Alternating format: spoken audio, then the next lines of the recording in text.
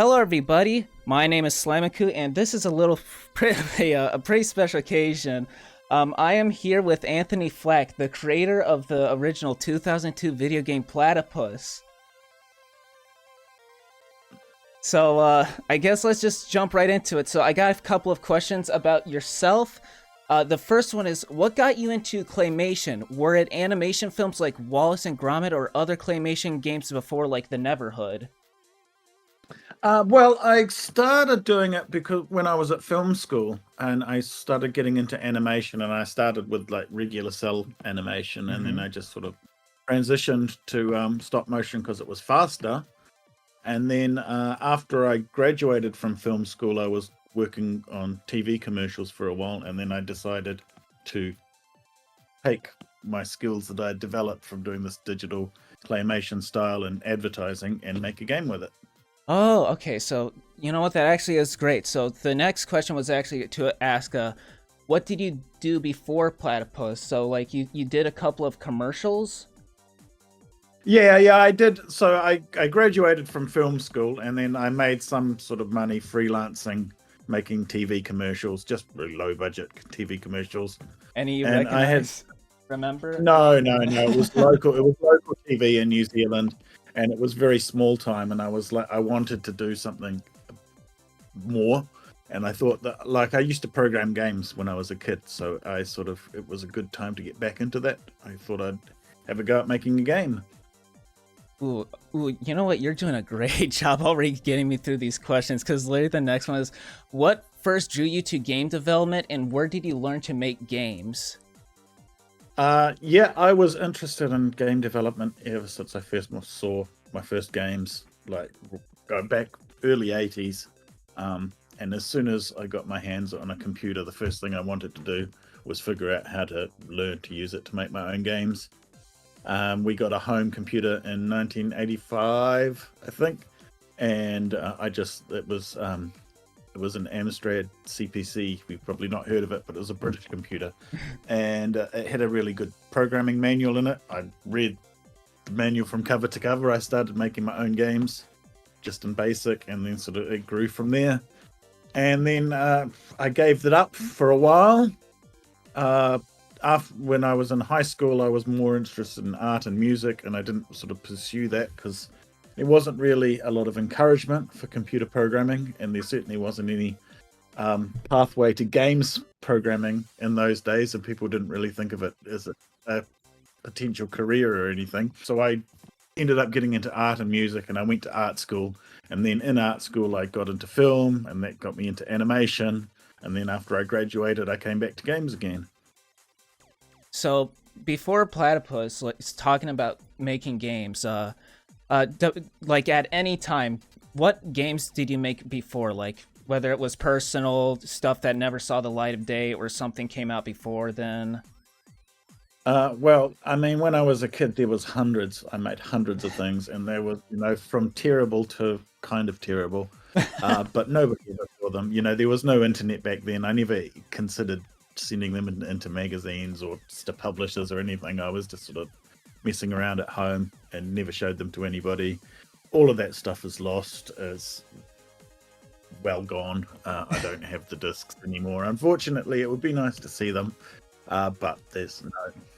So of all those hundreds of games, is there one you remember very fondly as like a nostalgic thing, just like thinking back,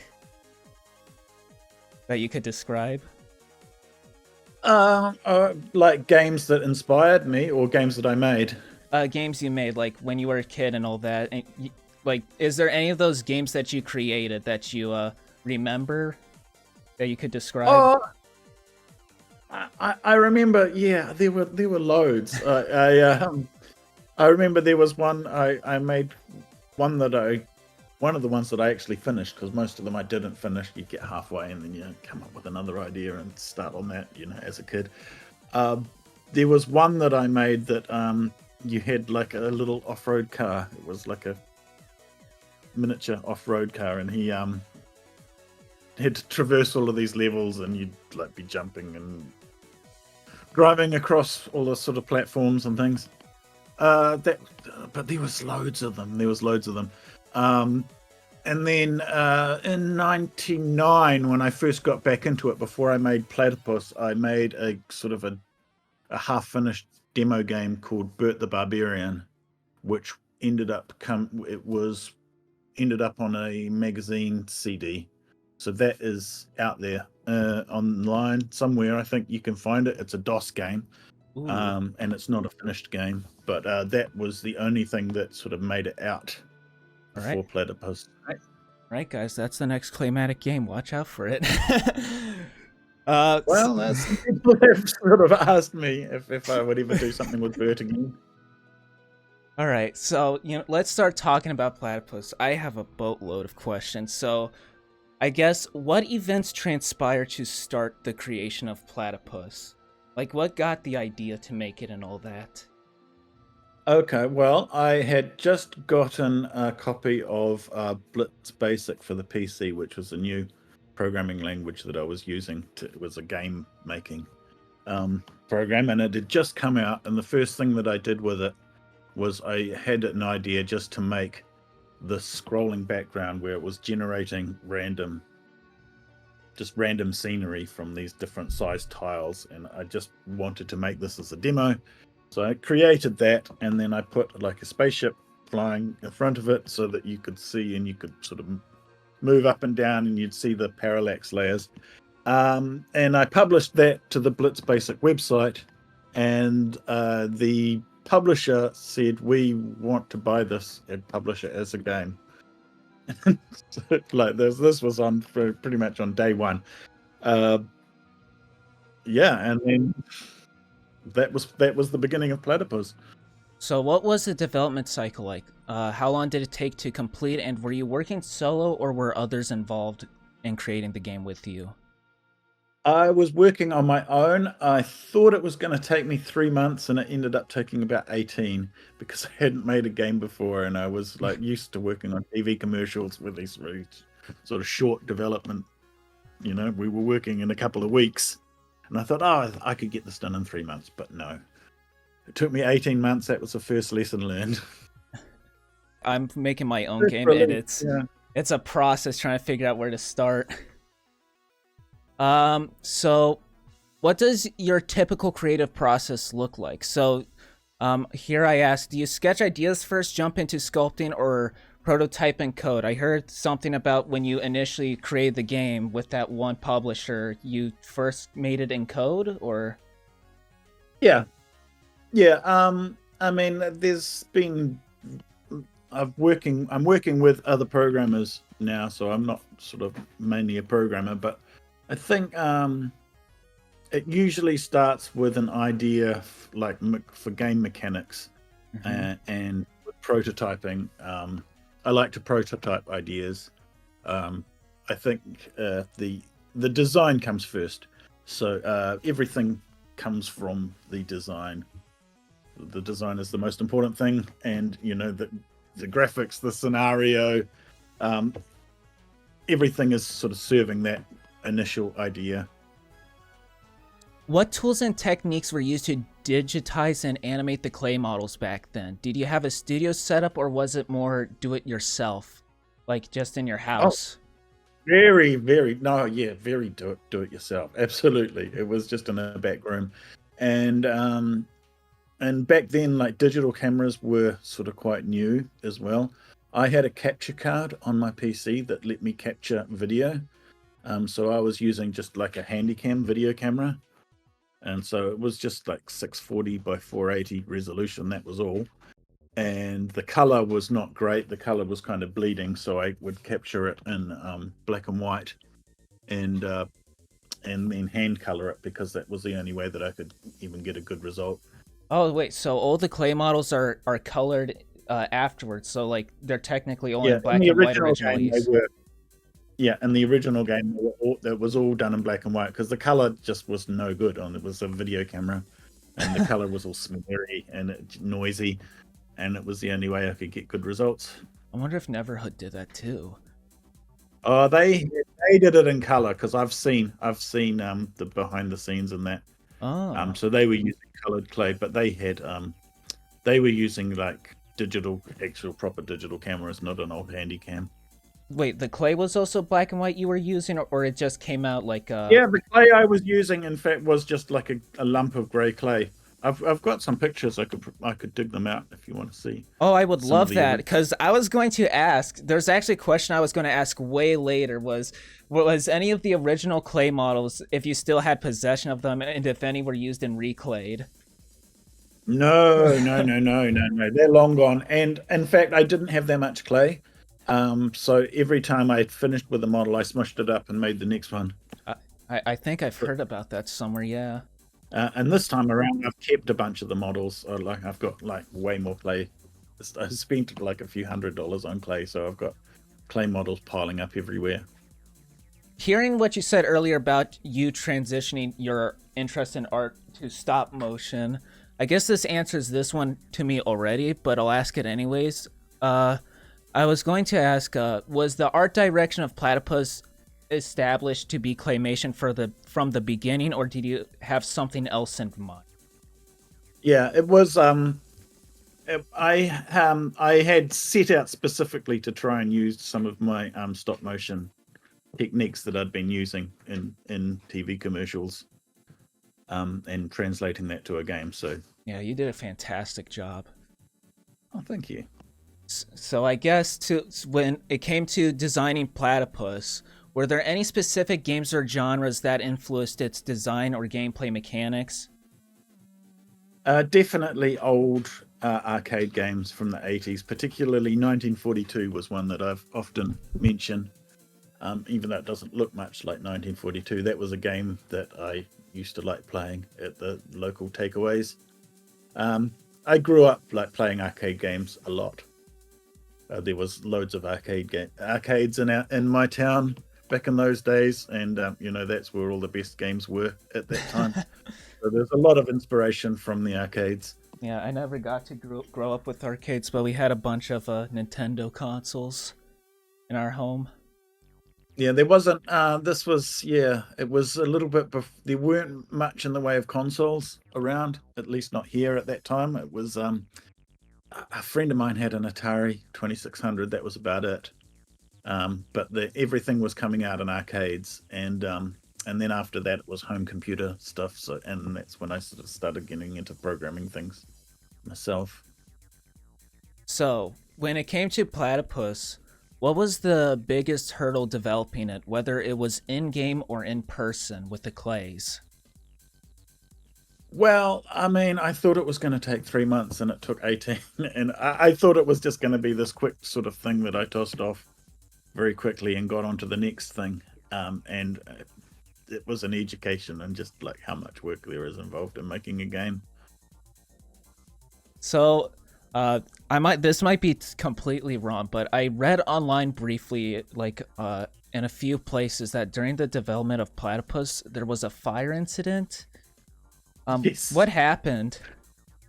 Oh well, it was only I was renting the upstairs floor of this 2-story house, and something had happened with the downstairs neighbor.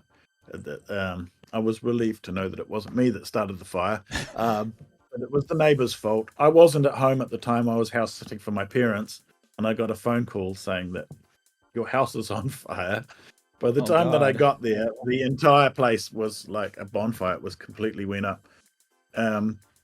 So that happened. It was a long time ago now. Is that why it took 18 months?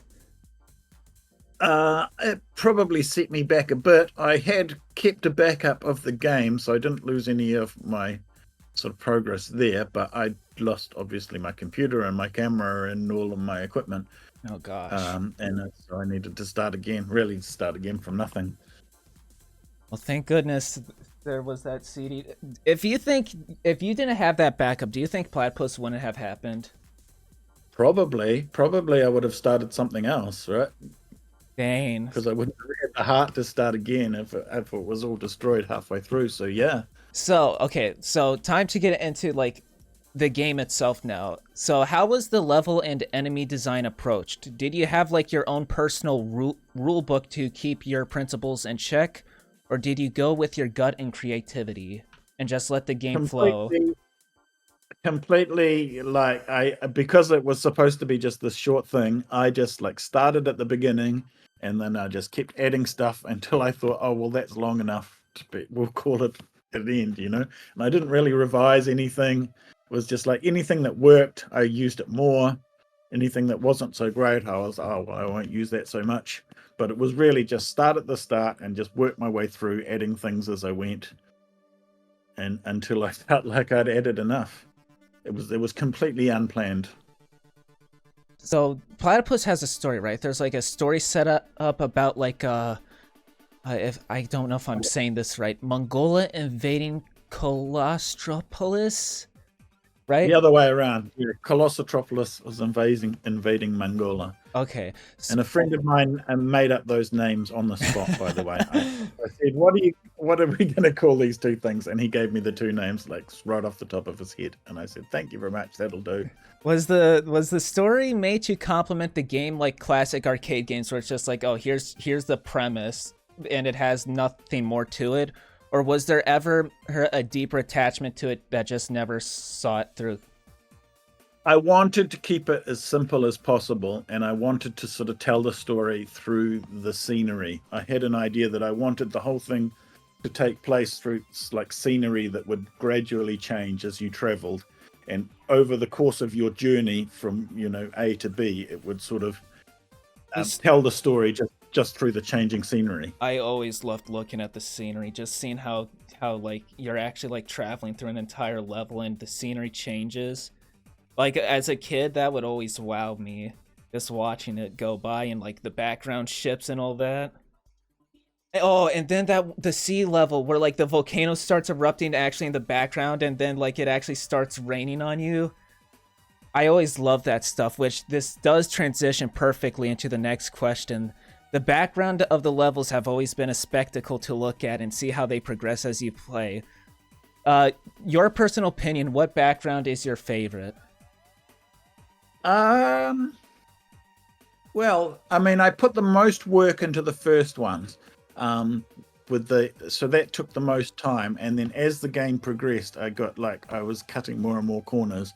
I think the first level and the last level with the city came out quite nice as well. Everything's looking good in the new version. Mm-hmm. I'm quite pleased with sort of all the new effects and things. We've got a nice water reflection effect, which looks pretty cool. Ooh, can't wait to see that. But the idea from the start was that, you know, I started by making this scrolling demo, and the whole idea from the beginning was to make this sort of continuous landscape that would just, you know, gradually change from one thing to another, and it would look like you'd taken a journey, like, you know, a view out of an airplane window. So, next question is very simple. What is your favorite power-up, enemy, and boss? To like just in general, and I guess also to have made. Okay. In the original game? Yeah, the original. I think the rockets were fun in the original game. There weren't that many power-ups. There was only like 5 weapons in the original, and the new game's got like much more. But like I quickly found that like the more weapons you have, the more testing you have to do, and the balancing has to be, you know, adjusted for each one, and you have to be careful about making anything too powerful, because then you overpower the enemies, and then if you lose your weapon, then you're underpowered, and so it becomes a lot of balancing issue. I like the big enemy at the end of level 2 that came out quite. The boss. The boss.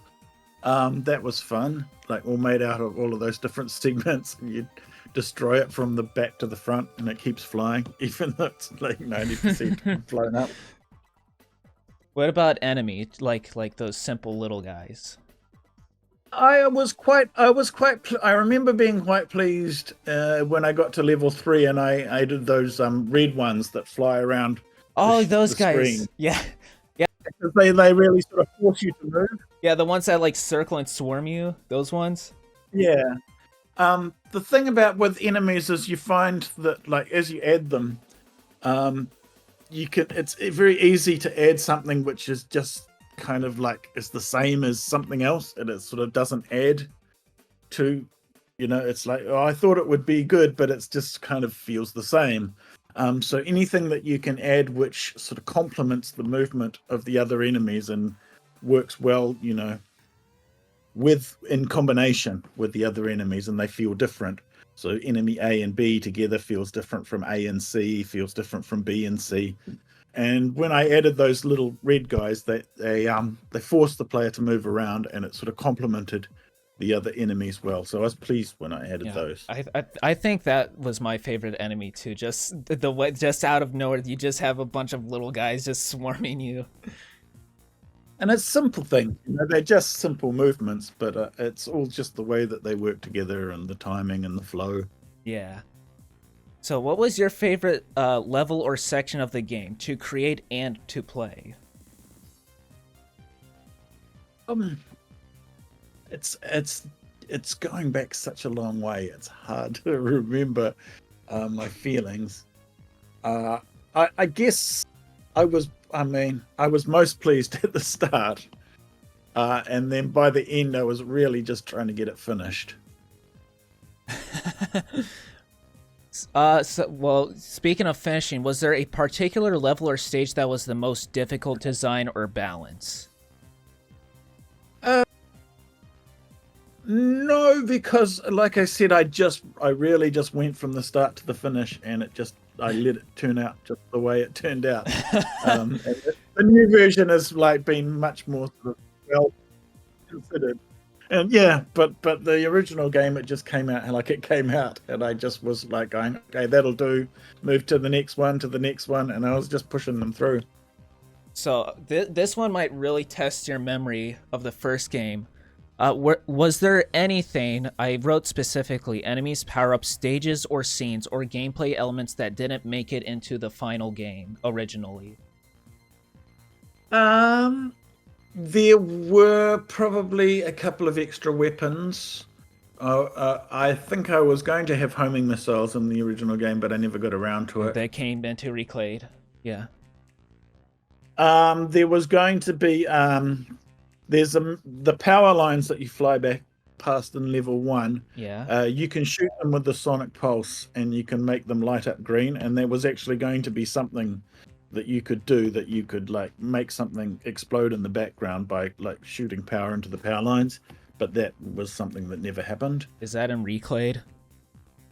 No, we thought about it, but we didn't quite get to that. It could. But in general, like everything that I put in, I just like would make something up and put it in, and it would be in. So, Platypus has a distinct, memorable, and very fun soundtrack. Who composed the music? Did you get in touch? How did you get in touch with them? And did you give them a direction to go in with the style, or was these just like songs you found online somewhere? Well, the publisher had a deal with C64audio.com, and C64audio.com has got they're all remixes of Commodore 64 game tunes. So all of the original tunes are by sort of quite famous 8-bit composers like Ben Dalglish, Rob Hubbard, Martin Galway. These are sort of big names from British computer games of the 80s, and all of these the tracks that made it into the game, they're all remixes of, some of them are games that I used to play. But this was not planned. This was because the publisher had a deal with C64, a licensing deal with C64audio.com to supply these tracks. I was originally going to do the music myself. I realized I wasn't going to have time. The game had already taken way too much time. So the publisher supplied me with a bunch of tracks to choose from. And I just picked the ones that I liked the best and put them in. They fit the game like fantastically with the whole clay style. You picked some really great Yeah, tracks. it worked out really well. It become sort of, the soundtrack is something that I think defines a game in a lot of ways, and it was completely unplanned by me, but it's hard to imagine it being any other way now. All right, so jumping forward, Platypus releases. What was the initial reception when it released back then? I have no idea really, because I was pretty much cut out of it. The after I had released it, there was no sort of ongoing relationship really with me and the publisher. I've heard And about that stuff. yeah, and because I thought it was going to be such a quick thing, and I signed it away for nothing, and they just sort of ran with it, and I just basically had no idea what happened. It was a complete surprise to me when I walked into a game shop one day and I saw that there was a PSP version on the shelf. I was going to talk. I was just going to talk about that next. I think. Hold on. Like, I was going. So you, the first. Okay, hold on. Let me clear my thoughts because I'm getting really giddy about this stuff. So it's clear you didn't have any involvement with any ports. Is that correct? No involvement whatsoever. In fact, the people porting them, I would have been probably happy to help out, but they didn't know. They weren't put in touch with me. I didn't know it was happening, so it just. Yeah. So I think when most people look at the ports, they remember most fondly the PSP port, which adds like some new content and levels from the comparatively to the original game. What are your thoughts on that one? If you have played it or seen anything of it with the new content in it? I don't have a PSP, and so I think I played it like maybe once, but I don't have a copy of it either. It's probably something I should track down one day. I think they did a good job with what they had. They had to. All the new content was sort of based on recycled graphics and that. Yeah. Nobody had been in touch with me. I would have been happy to supply some more graphics for them. It would have made their job easier, I'm sure. But as it was, they didn't know about me, and so they had no one to contact. I will say I was disappointed that my name's not in the credits. Oh, that's PSP version. That's mean. Oh my god. So, did anything about that port make it into Platypus Reclayed or inspire something? There was a in level 2 there was a ship which lays mines. Yeah, there's also like this boss ship that shot lasers. I know there's another exclusive boss which was like those big red balloon things that had a bunch of turret segments on it that like flew through a cave like a giant worm like burrowing through the cave and stuff like that. Yeah, that was quite neat. We don't have a cave section in Reclayed, but something sort of similar to that mine layer ship is in the game. But I'm not actually that familiar with the PSP version because I never had a copy. So there are YouTube videos of gameplay footage if you ever want to look at those. Most of what I know of the game is seeing it on YouTube. I actually only learned of the PSP port recently, like looking into all this platypus stuff, and then I saw the 2 new levels, and like, oh my gosh, this is awesome.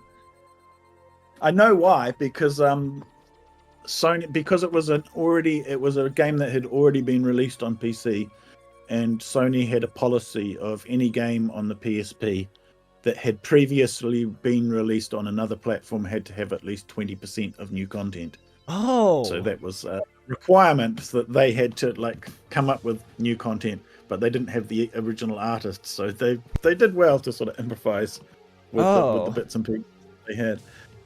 I did not know that. That's crazy. Okay, so we're getting close to the end of the platypus segment. Just 3 more questions. I learned recently that Platypus has a small modding scene for both the first and second game. In fact, the creator of the Starfish enemy in Reclayed, for example, has made a handful of mods. Have you ever played any Platypus mods? I have not played the mods. I've seen videos of the mods, but I didn't have a working copy of Platypus for like a long time. It didn't run on my computer, and I'm like a Mac user, so it was I didn't have a way to play the mods. But we've tried to make the new version. We've tried to make it sort of quite mod friendly. Oh, that's so awesome. Hopefully, we'll be seeing some new mods, and even the old mods could get ported across to the new game, and hopefully I will actually be able to run them. That's awesome. Did Platypus open any doors for you creatively or professionally? Well, it was intended for me to sort of make myself known as a way of sort of getting my foot in the door of the game industry.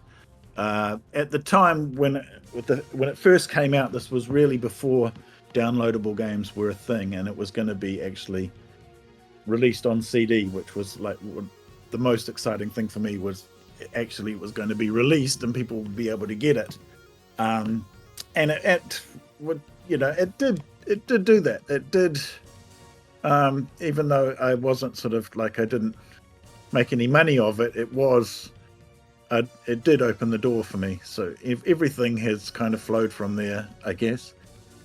It's still the thing that I'm most known for. And it's a legacy you're proud of? Yeah. That's great. I hope to be known for more things in the future. So. Well, looking back more than 2 decades later, what are you most proud of about Platypus? I think like when I revisited it when we started this project, and looking back, and I hadn't seen it for a long time, it definitely the visuals I can see why it stood out. It definitely has some sort of visual. It's striking visually, and I think it still holds up, and it's still fun. It's still a fun game. It was a simple game, but I tried to make it simple but an enjoyable simple. I think there's a value in simplicity, and I think it holds up. All right, so that is the end of the Platypus 1 segment. Now, this next segment is a lot shorter because I have a feeling it's not one we want to talk about much, or, well, there isn't really much to talk about regarding you, but let's start talking about Platypus 2. You already kind of answered this already, but let's just get it clear as day. Short and sweet, did you have any involvement with making Platypus 2? I didn't even know they were doing it until after it came out, so yeah, not at all. Did you ever want to make a sequel to Platypus, though? Yeah, and there were things that I would have liked to fix as well that I'm finally getting a chance to fix. There's a couple of bugs in the original game, that I was like, oh, there's a couple of bugs in it that I never got to fix. In Reclayed? No, in the original, so, and because the original I had nothing to do with. Oh, that one. Yeah, and I would have expanded it more. I would have, certainly if I'd been involved in the PSP version, I would have I would have had more ideas to put in. And it's always something that I've sort of been in the back of my mind, because people keep mentioning it, all the time. People would never let me forget it. And they do you own the rights to it now, or? We do, yes. And that's only been in the last few years we bought the rights. Okay, so when you got the rights back to Platypus, which we'll get into soon, but you got the rights back to Platypus, that also gave you the rights to the sequel as well. Yes, but I still haven't really played it, it's again, it's since it came out, and I've been a Mac user and I haven't been able to run it, and so again, it's the only real knowledge I have of it is from seeing it in YouTube clips.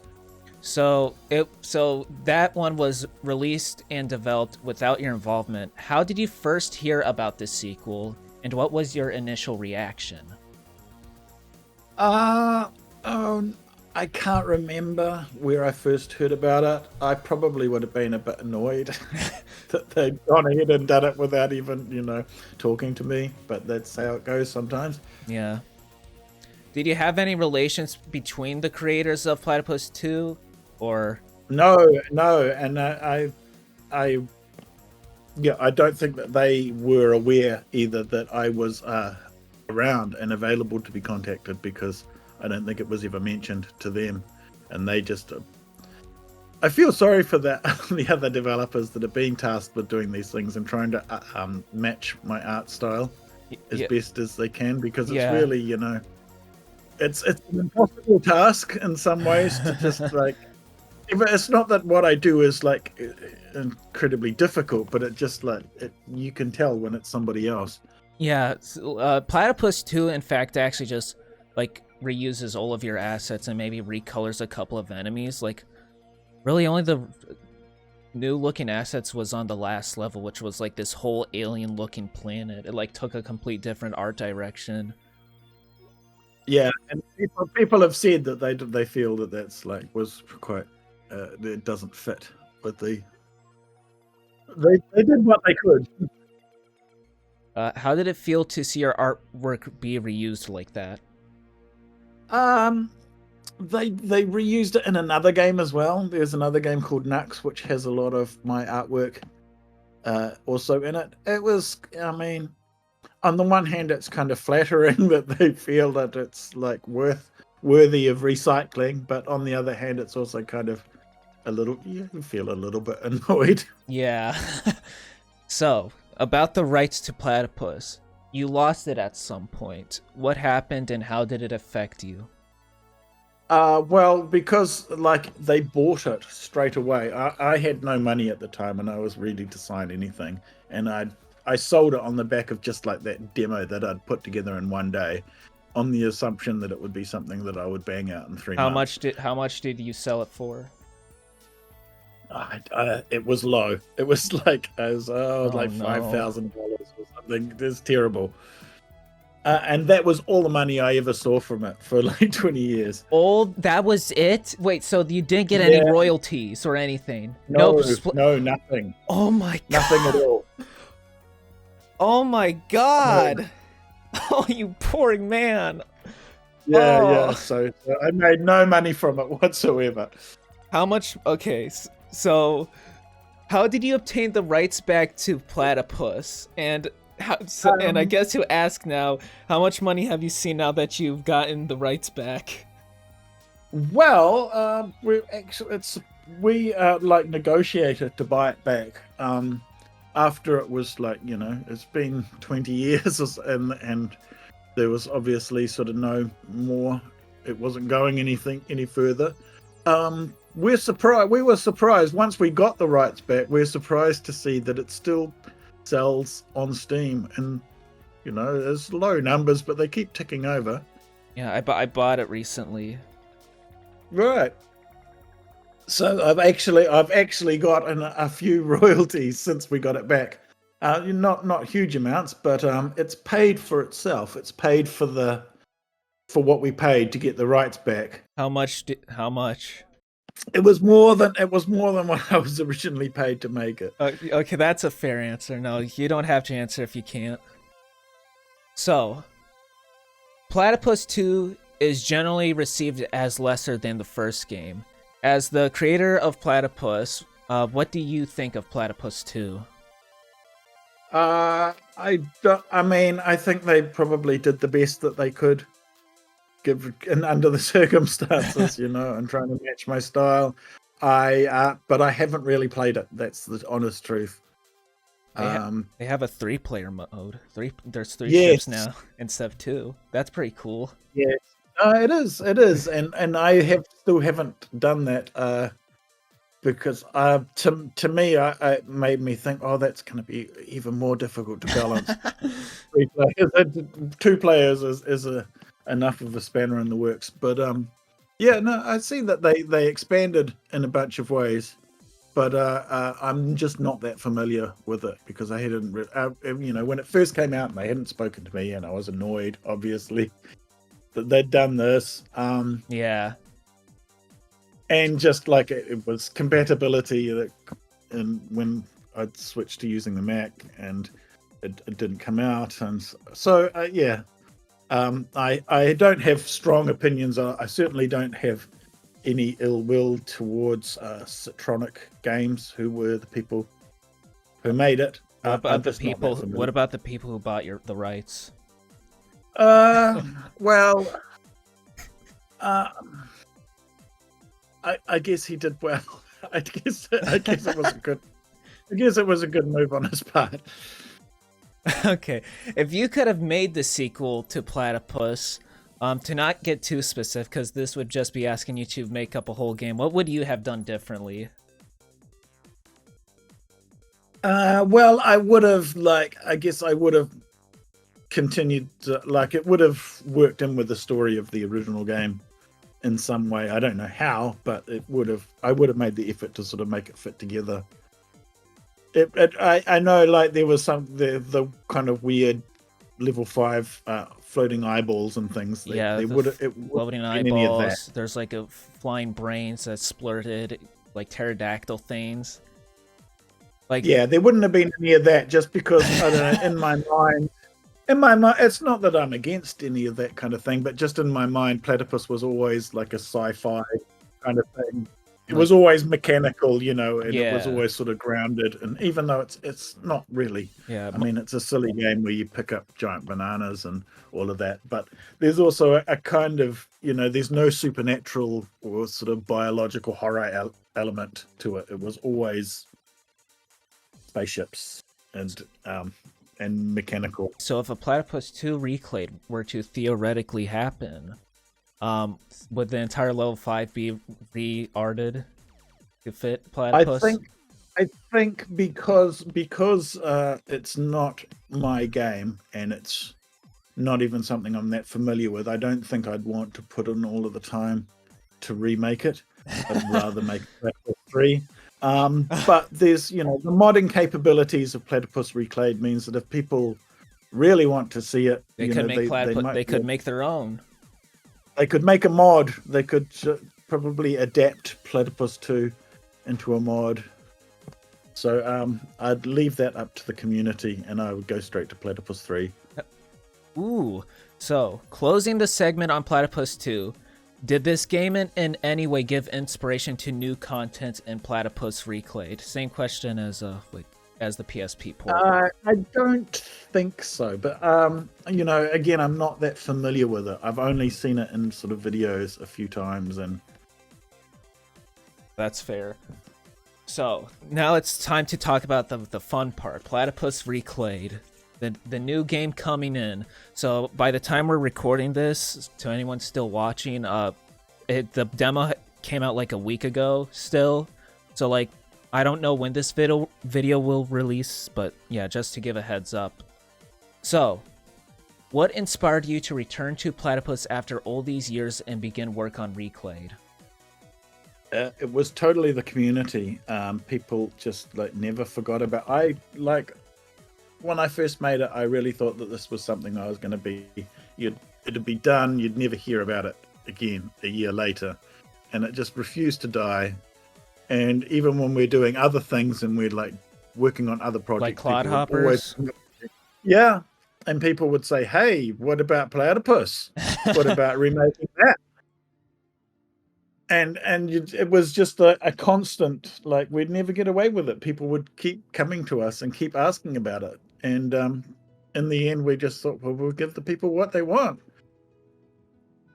We got the chance to buy it back, and then yeah. Yeah, when I first heard of Reclayed, when I saw that announcement trailer, I got so giddy. Of all games to get a remaster or remake, I never expected to see Platypus of all things. Oh, neither did I. So, Comparing how you worked on Platypus back then to now, what tools or workflows are you using this time around, and how do they compare to what you used back then?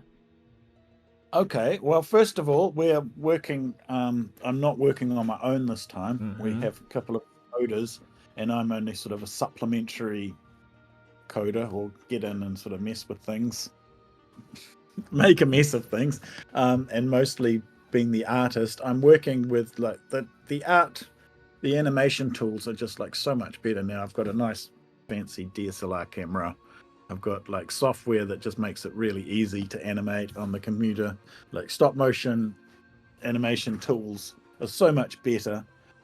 Even the lights, I've got LED lights, which are compared to the old light. Like I used to use halogen lights, 500-watt halogen lights, and they'd get like so hot. And you'd have to turn the lights on and off, because if you left them on for too long, the models would start to melt. And now we've got Wow. LED lights, and they're cool, Yeah.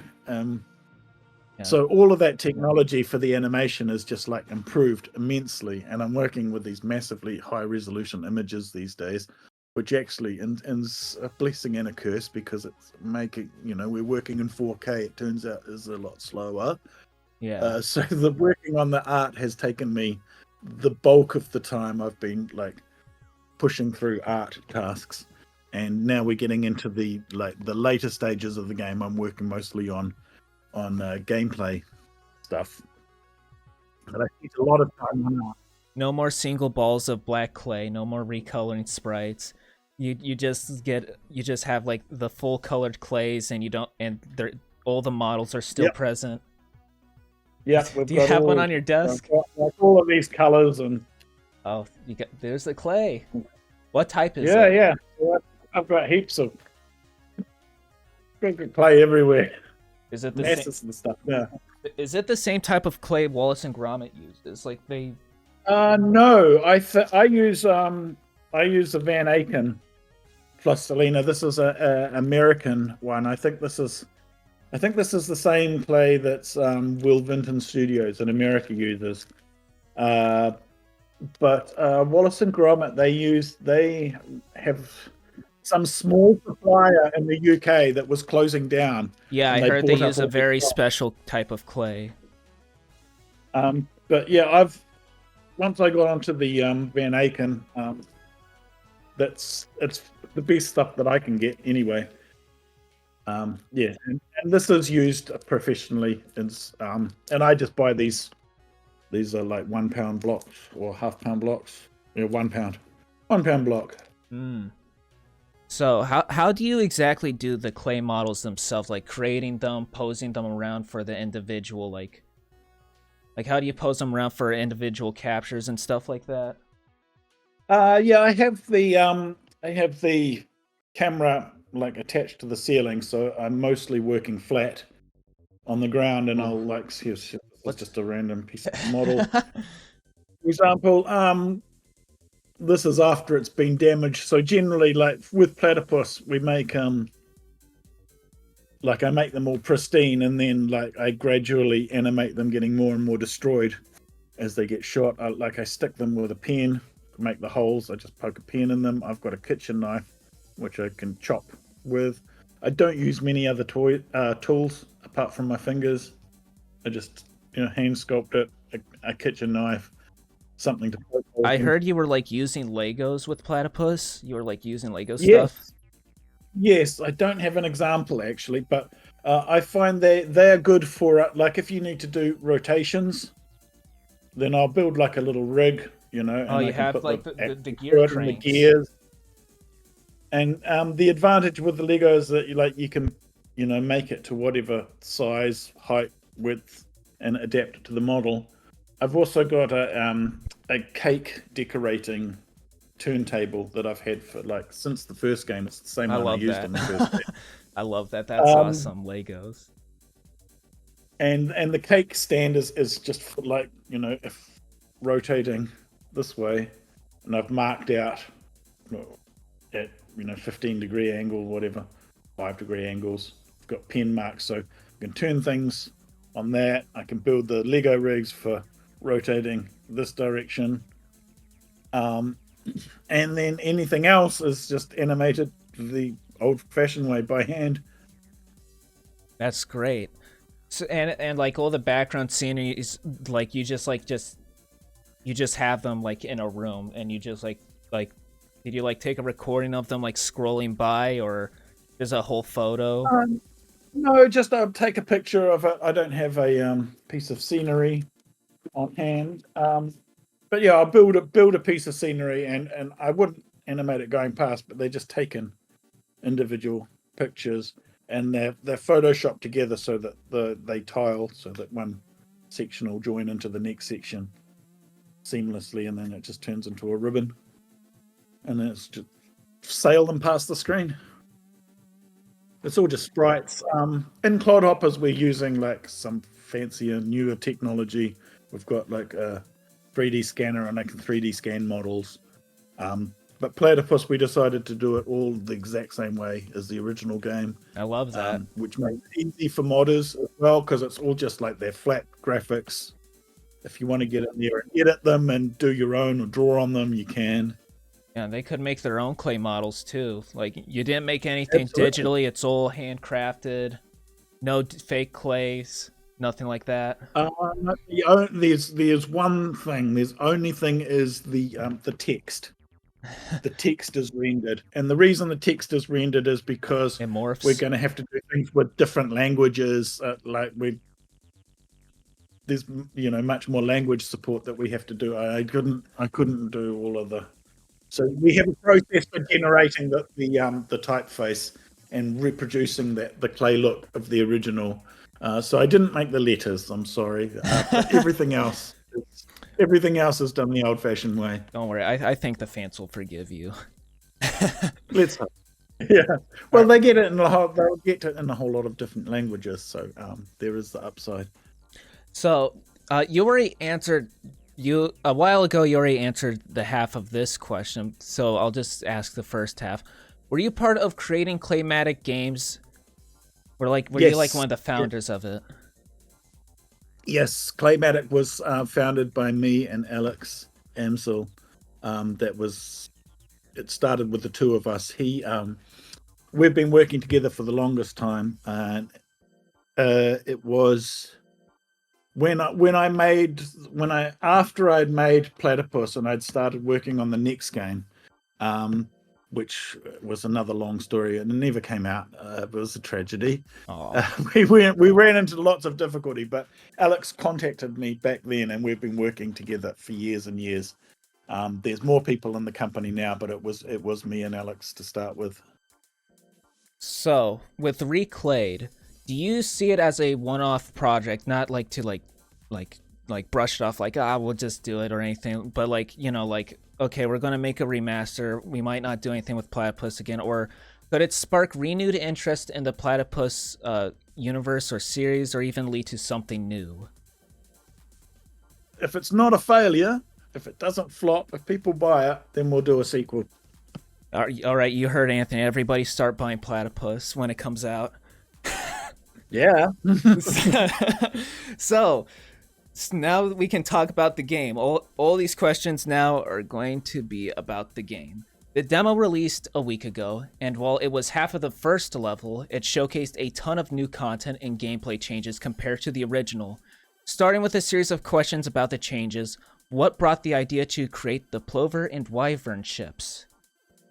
Okay, because I'd heard so many people say that they played it with the original game, they played it with their parent or older cousin or younger cousin or brother or sister.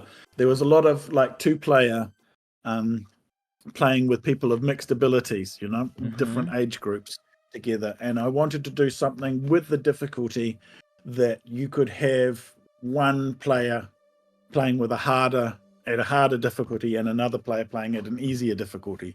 So the idea with the three ships was that there'd be some way that you could have, a beginner ship that could take more hits, an advanced ship that's, more of a challenge, and this would be separate from the difficulty setting of the game itself to allow the two players to sort of adjust their difficulty individually to help with the with the 2-player thing. And I thought it was an interesting mechanic too, that you've got the difficulty, which basically defines the enemies and how they behave and that side of things. And then you've got your ship choice, which also controls the difficulty, but from the other side, from your abilities, right? And between them, you've got sort of 2 difficulty controls, and you can do them all in combination. You can play the easy ship on the hard level, you can play a hard ship on the easy difficulty, and mix and match. So it gives a bit more variety that way. That's the theory. Yeah, I absolutely love that the 2 new ships, like that difficulty control. Like you can have this overall feeling of the game, and then you have the ships to like tune the difficulty even more. Like you can be the plover to take some extra hits, or the wyvern to like just constantly get bodied, but hey, at least you do a little bit more damage now and stuff like that. And even that also means, like, with all the the ability to change ships, like that also like opens opportunities for mods to, like, make their own, right? Yes, absolutely you could. But yeah, it was because that we got such a wide range of people playing the game that we really wanted to make the effort for accessibility and difficulty controls to accommodate as many different sort of players as we could, and do a better job that we did with the original. The original game, it had no difficulty controls originally as I made it, and then when it was released online by a guy called Mike Bay, put out the online version, and he sort of put difficulty controls in it and did a good job, but it was sort of hacked in after the fact. And I wanted to this time build the game from the ground up with difficulty settings and really proper control over that, so that we could offer a wide range of to accommodate a wide range of player skills. Yeah, back then when I was a kid, I sucked at that game, so I always had to play on easy, and even then I couldn't get through it, barely. Now I think it should be easier, and the hard mode should be harder, so it's broader. So, speaking of difficulty, and I might get some of this stuff wrong, because I've only played like 2 of the difficulties in the demo, but there are now 4 difficulties, with Nasty being the new one, taking that mechanic from the original hard mode, where like small enemies would fire a pellet at you when they died. Is Nasty just the original game's hard mode, or does it provide a new challenge stacked on? No, and in fact, the idea with Nasty is that's going to be the unlockable mode when you finish the game the first time. I see. And so, and then you get Nasty, and Nasty's going to be really nasty. It also, like, it may, you might see some things from later in the game turn up earlier.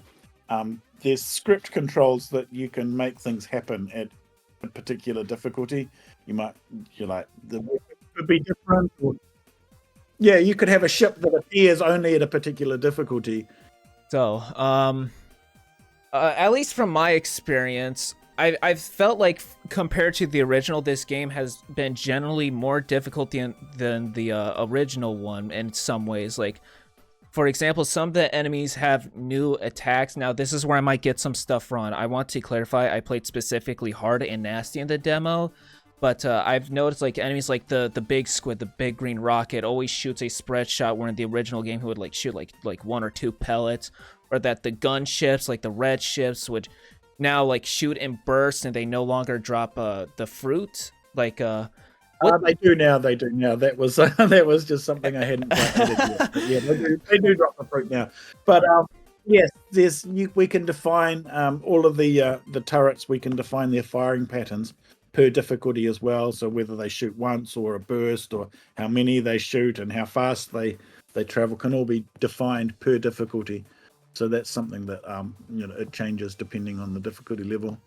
So the gunship burst fire, is that like a thing in the normal mode as well, or what? Like, or is it like old difficulties? Because I was going to ask, what decisions led to making certain enemies behave differently and more difficult? Because I didn't know that all the enemies like have like new behavior based on the difficulty. Like, this is new to Yeah, me, the hearing burst that. fire is in hard and nasty. And it's that same idea of sort of like doing more to broaden the difficulty. So the behavior of every gun can be defined by the difficulty. So some of the behaviors change slightly depending, and some extra enemies will appear at the higher difficulties. Yeah, some of the shot patterns change. Yeah, hearing that the game like changes based on the difficulty you play instead of just being like just more enemies and stuff like that. That is really cool. I love that. We got to see new enemies and power-ups in the demo. We can get into the specifics later, but generally speaking, what gave the idea to create new power-ups like the homing missiles, or new enemies such as the large pink ships we saw at the end of the demo? I wanted to create more variety than I had originally, because in the original game I was just trying to get it finished as quickly as I could, because I'd already spent way too much time on it. But this time around, it was an opportunity to go back. To go back and what are the we still have the original content sort of, but like throughout all the original content, there's extra enemies scattered throughout. There's extra new weapons scattered throughout, and then there's a whole new level as well in the new game. So there's a new level entirely. Oh, I love that. Yeah. Oh my god. Yeah. Yes. Okay. I think it's probably about 50% longer, because the original levels, some of them are longer than they have extra sections in them as well that they weren't in the original game. So, to get into specifics, in the demo we saw 2 community-created enemies, the Starfish and Dragonfly. First question about them, what gave the idea to do a community contest to involve the fans? But it was something that was suggested to me, just as part of to do exactly that, to get some community involvement. And we were kicking around ideas of things we could do for competitions. And I said, hey, well, we could have a competition to design an enemy that would appear in the game, as long as we do it like now and not later, because it's going to take some time.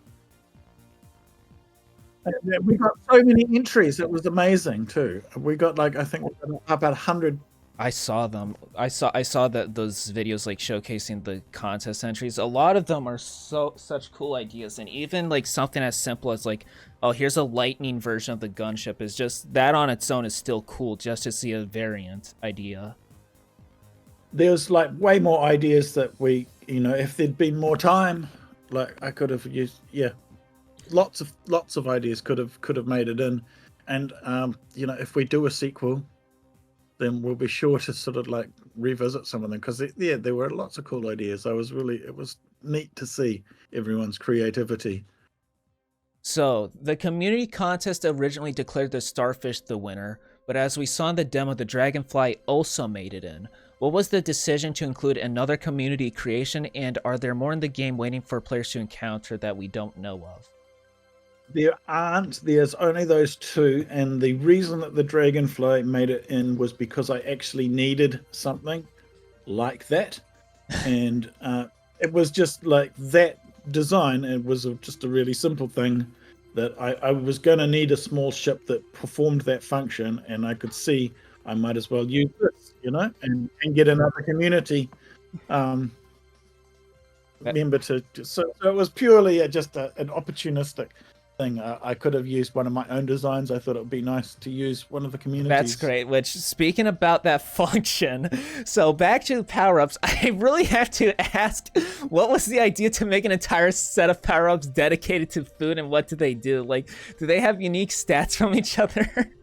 They do have unique stats from each other. It's really just a fun thing, and some people are like, oh, is this too silly? And I wonder, it is a game where you're collecting giant bananas and things, So there was always that kind of slightly silly element to the game, and I don't want to sort of overplay that, but I just thought it would be fun, like I wanted to have a bunch of different weapons and to have, unique bullets, and there's only so much you can do with a pellet to make it interesting. Yeah, it was like I remember this first just joined the dragonfly and like, oh wait, that's a new power up and grabbing it. Now it's like donuts, and I'm like, what is this? No, I love them. I think they're great. Like the secret, like if you flip a star enough times, like you can get cheese. And then like I learned there's fish, and then I'm like, oh wait, all of them have like their own food item. Yeah, there's the idea is that they are sort of more Easter egg and kind of like it could be fun to be had in sort of finding all of the secret weapons that are hidden, you know? You know, speaking of the announcer, what was the idea to bring in an announcer voice? At first I thought it was weird, and at first I thought I didn't like it, but like playing it more and more, like I really liked the soft tone of and friendliness of the voice. I just thought it would help communicate the picking up and the dropping of power ups. We are going to have an option to turn it off because some people have decided that they don't like it, and it is a departure from the original game. So there will be an option to turn it off, but it's just like really a communication thing. Okay, so you kind of already answered this next question, but I'll ask some of it anyways. Seeing that Claymatic is supportive of their community, does Platypus Reclayed offer ways for them to create stuff such as mining? We got that part. Like the original, or a built-in level maker if we want to be ambitious? If not, would there be an interest or plans in supporting that in the future? So I guess this question, would a level maker be something that would be interesting for people who are not too technical or savvy enough to mod the game? Yeah, now we don't have a level maker, and I have done the whole thing just by editing scripts with text in a text editor, and you are perfectly able to do that yourself. It's the same way as I made the game, but also I imagine that probably somebody could make a graphical editor that would generate a script. We don't have one, but there's no reason why one couldn't be made by us or by somebody. There's no plans to make one, but anything's possible, you know, and it's very wide open, so it wouldn't be difficult. So making a custom level or editing an existing level is just a text file that like lists things out. Because I've modded games before that have those kind of functions, like Plants vs Zombies 2. I'm actually part of a huge modding community in that, like I'm part of one of the biggest mods in that community. Like individual levels are like these JSON files that like specify wave 1, wave 2, these are the enemies in that wave, and stuff like that. Is that like how Platypus levels are structured? Very much so. Yes, we have a bunch of JSON files as well, and yep, it's just like it listed out. You know, you wait, and then it spawns this, and then this happens. So much time. You know, there's time stamps, and just like everything happens in a sequence, and the game is linear, so it just runs through scripts from start to finish. Okay. But yeah, people could have a lot of fun. I've had a lot of fun sort of making new content, and I'm sure you could take it a lot further and make new levels and things. Like the modding prowess, or what people can do with modding, is not just make levels, but they could make their own ships. They could make their own power-ups and new enemies too, like whole new function. Oh, okay. Not fully, and then that might be something that we explore with a sequel, like if you could actually like lure script an enemy. But at the moment, you can change the art, you can change some parameters, but you'd have to like recompile the game to actually get in it and change all of the enemy scripts. So it's not 100% fully moddable, but certainly the levels are fully moddable, and the enemies have some parameters that can be changed. You can pretty much make a default enemy, I think, and you can choose what guns to stick on it, and you can like give it one of several default behaviors. So there's some potential to make new things, but you can't make a new weapon or anything. You can't get like fully involved in the You could make the UFOs, like if you want to shoot a homing rocket.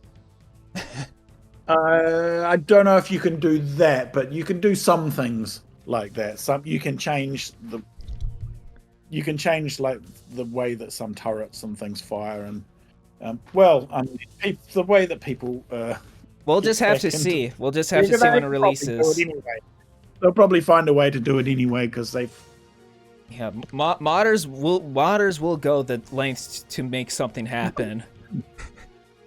Yeah, if you want to do it, there's a way, and we certainly haven't done anything to try to stop people. We've let, like, all of the graphics and the sound and the scripts are all very accessible in the game because they were accessible in the original game, and that's why people sort of started modding it, because I didn't try to pack or disguise or anything. It was all just laid out in the original, and people found it and started modding it, and so we decided we'd do the same thing. We'd not try to stop people from getting at it, and we'll see what happens. So yeah, if there's a will, there's a way. We'll just have to see when the game comes out how far modders can push the game. So Yeah. is there any interest in adding content to Platypus Reclayed after release, such as a DLC, a free content update, more levels, or anything? Nothing at the moment, but then we're really just going to have to see what happens. We don't know how well it's going to sell yet. And anything that we do post-release is really going to be dependent on the response that we get. Well, hopefully we get a good response. We're certainly open to explore things. We take things as we go. Likewise with the first game, was there anything in Platypus Reclayed that didn't make it or got scrapped, or is it too early to ask that stuff? There were some additional weapons that were sort of penciled in. There was sort of more at the start of the project. There was more things that I just was like throwing out ideas. We talked about maybe having a 4-player, but we didn't end up doing. A few other game modes. There's other ideas that didn't make it, and definitely there was more ideas than we used. There's plenty of things that we could explore in a sequel. I think I briefly saw in the Discord there's like this scrapped weapon in particular that was like a magnetic laser, like an M-Star. Yeah. And so when I was first, because I started by making art first, I really just I thought, well, I'll make art for things and we'll see if we find a use for it or not. So I was shooting the stars, so I had to make a bunch of stars, and it would be a pain to go back and do it later. So I thought any weapon that was sort of penciled in, we'll make a star for it, and we'll see. To ask specifically, what was the magnetic laser like?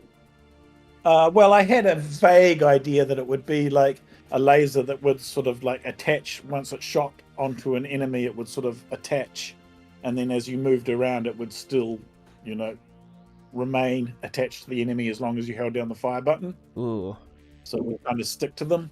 But that would have involved making a sort of a bendy lightning effect, and we didn't get around to making the bendy lightning effect, and we've got, enough things to be getting on with that I just said, okay, that's one that we won't get to this time around. And I don't know if it would have worked or not, because you don't really know how well things are going to work out until you actually get to play with them. It could have been like, oh, this was a terrible weapon, or just too easy, or not effective. But we'll see. It may make it into a subsequent game. So, final question for the Platypus Reclayed segment. Platypus 3? Anything's possible. Anything's possible. Yeah, depending on sales. The more popular it is, the more we're likely to entertain things like this. All right. So, closing segment. I actually forgot to ask this question in the beginning, but are there any particular artists, animators, or developers who've influenced your work or approach to game design? Oh boy, yes. But to be put on the spot, it's tricky. I've been taking in inspiration from everywhere I can find it for the last 40 years.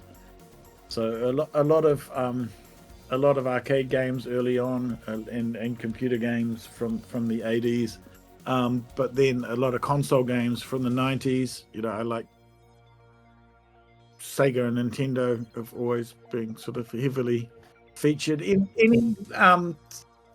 Anyone who's sort of doing interesting things with design is going to catch my attention primarily. Even though sort of known for art, it's the design is where my focus is, because I think that's really the difference between a good and a bad game comes down to design. I've learned. And you can make it look and sound as nice as you want, but if it doesn't have the design, it's gonna you're gonna be in trouble. And conversely, if you have a good design, it can be as ugly as you like, and it's still going to be a great fun experience. So I'm really interested always in design and in simple designs. Yeah. I don't like to overcomplicate things. So anyone who's doing interesting, simple designs. I've got a huge collection of old games. I've got like consoles and things now. I lived in Japan for a few years, and I went through all the flea market, and I bought Nintendo, Sega, PC Engine games, all sorts of things. 8-bit, 16-bit, 32-bit, and so I've just got a huge collection of things now, and I don't have much time playing games at the moment, but I take it all in. No, I love your enthusiasm for games. Do any of those games, like if you had to name at least one, like of all the games you could think of that inspired you, aside from that one arcade shooter you mentioned earlier, is there anything in those console games and whatnot that truly stood out to you the most, that you take inspiration from? I mean, if I said something, I'd be like, why? I'd think later, I'd be like, there's 20 other things that I probably should have said before. There's a game that I've been playing a bunch recently, which had some influence on Platypus. Particular was a game for the Wonder Swan originally called Judgment Silver Sword, which it's another shooter, and it's just one that it probably has some influence or some relevance, particularly to Platypus, just in the way that it plays. And I've been playing that on my Wonder Swan. That's just one that comes to mind. But I mean, even just in the shooter genre, there's dozens and dozens, and I'm no means restricted to just like an interest in shooter games. Yeah, and hey, inspiration can come from anywhere. Like I remember, like Fortnite of all games, like they took inspiration from Minecraft, and it's like the two games are like entirely different. Yeah, but things can. Well, quite often taking inspiration from something entirely different is when the best sort of things happen. To take a wild idea from a game in this genre, and what can we apply it to a completely different genre and come up with something new. I really like looking at old games, because old games, like, they didn't know what they were doing to the same extent. And the genres had not really been created yet. So quite often when you go back and you play some of these old games, they've got like these odd ideas that were never developed, that never became, codified in the genre style, and they're like, well, that's a direction that wasn't taken, that there's sort of untapped potential in some of these old designs. Do you see yourself continuing to work in claymation styled games, or are there other directions you're curious to explore in the future? Both. I mean, we've sort of made that our brand identity with Claymatic. So there's definitely going to be more of the clay stuff, but I've always worked in other styles as well. It's never been like, I've never been restricted to that.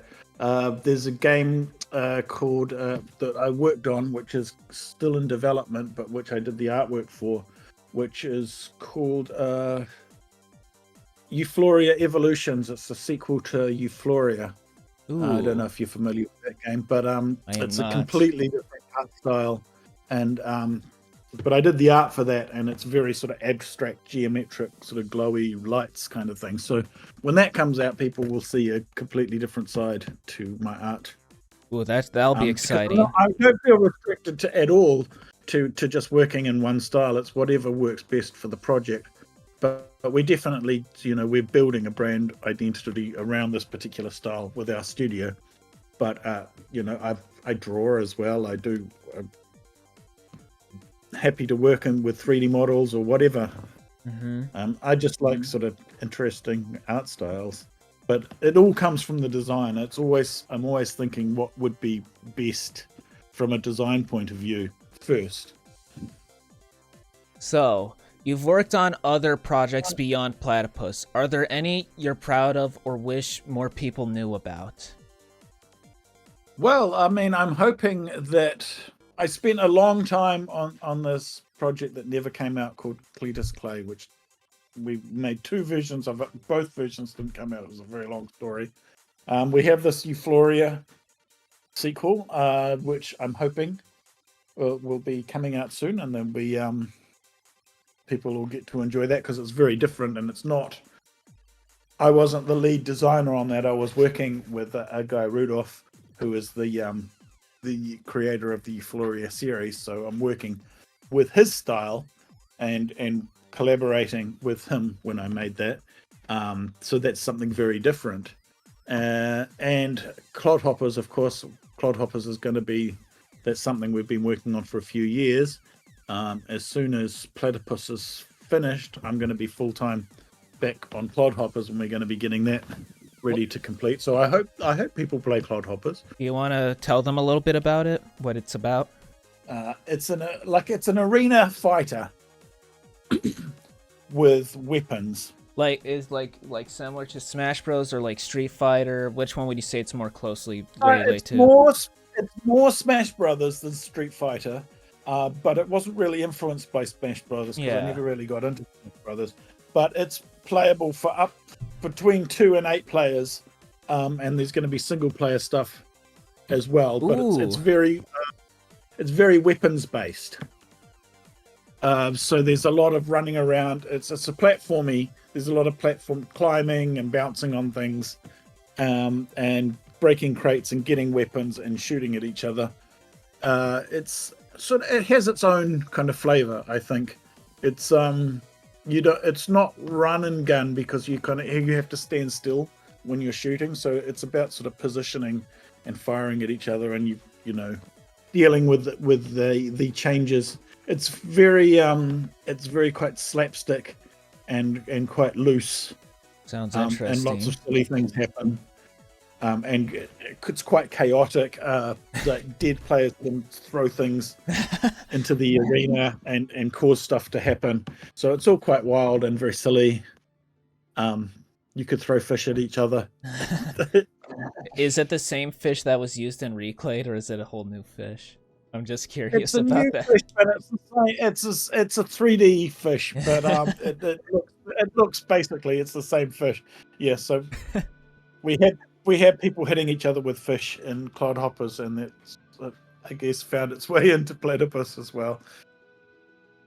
Our community seems to like the fish. I saw it was an emote in the Discord server. So for aspiring indie devs or artists who admire your work, not to put you on the spot, but what advice would you give, especially for making something truly personal and unique? Well, when I was starting out in the games industry, there wasn't really a games industry for me to get into, and I just started making games. I always think that's the best advice you can give to anyone, is just to start making games. If you don't know where to start, just make something.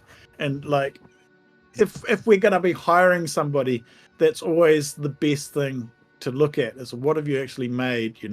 Never mind about your qualifications or your or how good the product is, just like they make. Yeah. We just want to see, like, if somebody's making games in their spare time, that's the kind of person you want on your team. That's great to hear. So, final question. Before we close this interview, is there anything you want to shout out or promote, whether it's personal stuff, your company, your games, anything?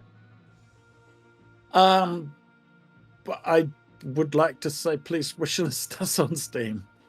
Yeah, Go and wishlist Platypus on Steam because it really helps. Platypus You know, Reclayed, there's not the original. Reclayed. Platypus Reclayed, yeah, Platypus Reclayed, and wishlist Clodhoppers as well too, because Clodhoppers is going to be next. I mean, so many games being made these days. It's hard to get the word out to people, and every little bit helps. So and wish lists, they you know, I don't know how much it means to be wish listed, but it's certainly something that people look at. It helps with just getting the word out. It's all about trying to cut through all of the noise these days. You know, that's something that has changed so much and over the years. There used to be a lot fewer of us doing this, and so when I started out, just by doing something, you would get attention because there weren't many of us around doing it and putting out indie games. Now indie games is huge. There's so many, and there's so many good titles. It's great stuff being done, and all of us are struggling for attention. So yes, please wish list. Anthony, it has been an absolute treat to interview you. Like, I just want to rephrase it again. When Platypus came out, that was the same year I was born, and I think I played it when I was like 3 or 4 years old. And I always gave my childhood credit to like, oh, the first game I ever played was Halo Combat Evolved, but no, I remember now distinctively after like revisiting Platypus with that demo, like, wait, no, this was the first game I ever played. I played it with my brother. I played it with my dad back in the day. We played it all the time. And like, you have given me a great game for my childhood, and it has just been an absolute treat and honor to interview you. And you're just you're just a guy, but you made something fantastic that like 250,000 views on that trailer, announcement trailer for this Reclayed. Like, and everybody talking about the nostalgia, and this was a part of my childhood. Like, you have affected so many people's lives in a great way. And not to get teary, but like, I want to thank you so much from the bottom of my heart. It's a lot of people have come to me and said something similar, you know, about how they played it when they were young, and it's been something they've had as a memory that they carry through their life, you know, and it's very humbling. I think if you can ever do something, like, I've always been a creative person, I've always been creating stuff, but most of the time you get accustomed to the things you do, just like you make them, and then it gets forgotten about. But when you can do something that actually makes an impact on people, and they remember it, and they come back, you know, 20 plus years later and say, I still remember this, I never forgotten it, and you think, well, I made that, you know, it just came out of my imagination. and to end up in being carried around in everybody's head, it's a rare privilege, and I don't take that for granted. You know, it's quite a special thing. So I'm very grateful for everybody who played the game and who has fond memories of it. It's quite special for me to have been able to do something, you know, for people like that. Again, oh gosh, I don't know how to end this. It's like, it's just been just thank you so much for doing this interview. I was not expecting to get to do this, so it was very kind of you to take some time out of your day to do this. Well, you're very welcome. So I guess this is where we're just going to end it. And to everyone watching, thank you all for watching. Remember, wishlist and buy Platypus Reclayed. Check out Clodhoppers, support Claymatic Games. They're a great indie studio, and hey, they have a fantastic art style. Thank you very much. It's a pleasure. So I guess with that being said, I'll see all of you watching till the next time. So bye-bye. Yeah, I better get back to work. Right? Thank you. Bye-bye. Take care.